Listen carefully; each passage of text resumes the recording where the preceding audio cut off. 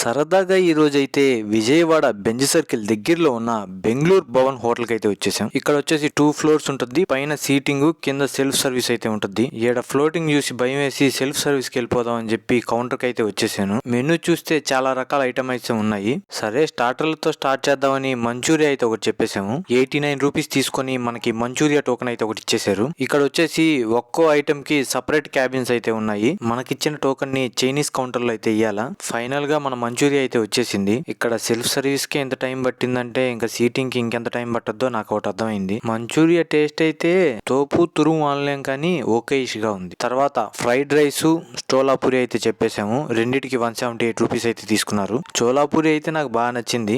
వేడివేడిగా కర్రీలో ముంచుకొని బాగా అయితే తినేసాను. తర్వాత మన ఫ్రైడ్ రైస్ అయితే తీసుకున్నాము. ఫ్రైడ్ రైస్ ను పక్కన పెడితే ఆ షార్వా ఉంది భయ్యా, నెక్స్ట్ లెవెల్ అంతే. ఆ షార్వాని ఫ్రైడ్ రైస్ లో వేసుకొని బాగా లాగిచ్చేసాము. ఇక్కడైతే అంట్లు గడగడానికి సపరేట్ మిషన్ కూడా ఉంది. మీరు ఒకవేళ ఎప్పుడైనా ఇక్కడికి వచ్చుంటే మీకు ఎలా అనిపించిందో కామెంట్ చేయండి.